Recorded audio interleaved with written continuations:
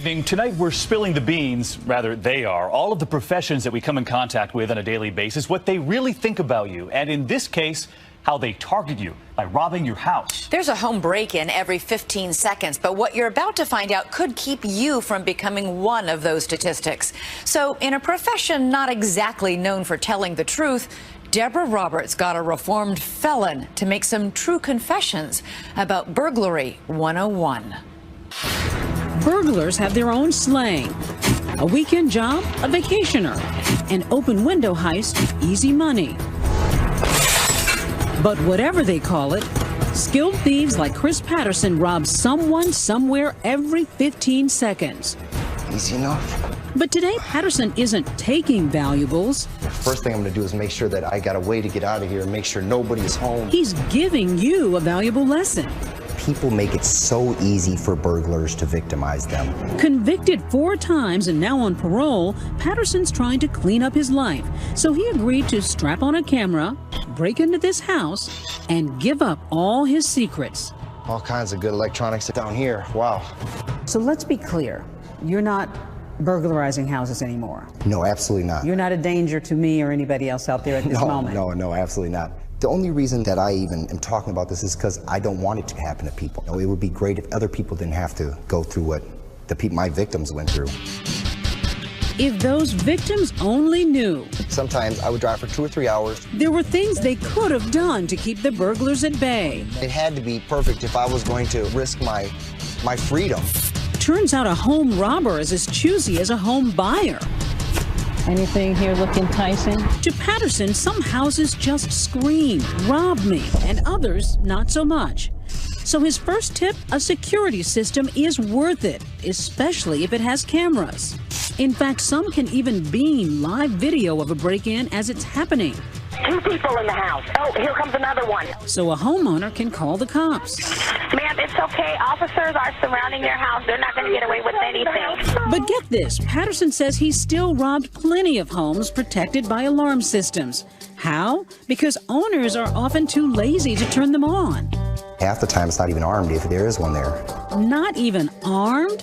Really? On the flip side, here's something that's always on. The beware of dog signs, not going near it. Patterson confesses all you need is a beware of dog sign. You can skip the actual dog. Automatic no-no.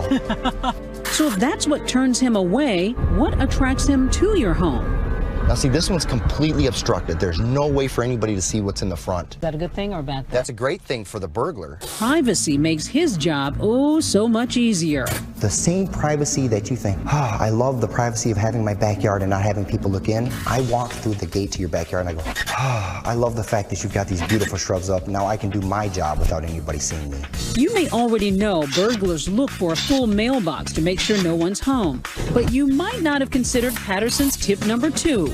Don't blab on your Facebook page that you're leaving for vacation. Huge mistake. So burglars are actually checking out social media. It's one of the newest, hottest trends out there. If they already said they're going to be gone, you just have to set a time when you want to go over and pick it up. As for getting into your home, you may be helping a burglar without even knowing it. See that small window air conditioning unit there? Right. What people don't realize is it doesn't matter whether you screw them in, bolt them in, those things can be pushed in with no effort whatsoever. Another no-no, leaving home repair equipment, especially ladders, in your yard. You might as well roll out a welcome mat. This is a perfect house to burglarize. Put it all together, and finally, this former thief has found his dream home. When burglars look to rob a home, this is what they're looking for. Lots of fences, lots of obstructions. Glad he likes it because it belongs to a 2020 staffer who agreed to let us break in. So with cameras rolling, we turn Patterson loose. He walks confidently right up to the front door in broad daylight. People don't always know their neighbors. They don't know their guests. So they don't know if you're supposed to be there or not. Make sure that no one's home. Once he's sure the house is empty, walk back here like I belong. He heads to the backyard. Perfect. The screen was laying on the ground, and you could see that the window was unlocked. So that was an invitation? Yeah, they might as well have said, here, you're welcome, have anything you want. In no time, he's taking that open invitation. I'm going to make sure all the doors are unlocked in case I need to get out of here quickly. We put him on the clock. Are you feeling a time pressure when you're there? Are you trying to get in and get out as quickly as possible? I wanted to get in and get out as fast as possible, but I also wanted to do a good job. And this homeowner, like so many of us, he says, makes it a snap. It doesn't matter race, nationality, income bracket, age. Almost every single person puts things in the exact same place as the next one. Up to the master bedroom. First place I like to check. Common knowledge to all burglars. Master bedroom first. That's where the jewelry's at. That's exactly what a burglar's looking for. When I opened her top drawer, she had filled it from side to side, front to back with jewelry boxes and bags of jewelry. Much like I suspected, she's got all of her jewelry in the same place, all together. They group it together. It's a matter of organization or ease for them. But if it's easy for you, it's easy for me. So if you cherish your rings and bling, listen to tip number 3. Stash those baubles in a plain old shoebox and hide it in an unlikely spot, like the kids' room. Because you're not going to go in the kids' room, probably. No, it's probably not worth my effort. It's the box that gives it away, and it being easily accessible. It's been about 5 minutes already. I gotta keep moving. Next, he searches for prescription drugs in the bathroom. These days, they're worth their weight in gold. Cash and coins anywhere. People like to leave rainy day cash and stuff in their drawers, so always gotta make sure you check those. And the mother lode? Video games in the living room and computers and small electronics in the den. What kind of electronics? What are you looking for? iPhones, iPods, digital cameras, camcorders. What I want is something that I can move right away because I don't want to hold on to any stolen merchandise. I want to make sure I get the laptop. I know that I can move quickly. Which leads to tip number 4. Don't leave the cords and chargers attached to your electronics. Store them separately. Patterson says it's sure to frustrate a thief who may decide to leave it all behind. A lot of times people don't realize how valuable those things are. Without the cords, you can't sell it. 13 minutes since he broke in, Patterson walks away with a big haul, worth at least a few $1,000s, he says. Make sure I close the door on the way out. His preferred getaway? Believe it or not, walking out the front door. And I'm out of here. Nobody in the neighborhood is noticing you walking out with either a pillowcase or some kind of a bag out of somebody's house. No, usually people don't even notice. I've waved at neighbors driving away. You're breaking into their neighbor's home and they have no idea. Absolutely. She may as well have had a bow on it. If they would have had a bow on it, at least I would have had something to unwrap when I got home. Here's maybe the most important tip for you because it involves your personal safety. Could anything be more frightening than walking into your house and realizing you've been robbed? Well, yes. Waking up in the middle of the night and realizing the burglar is still there.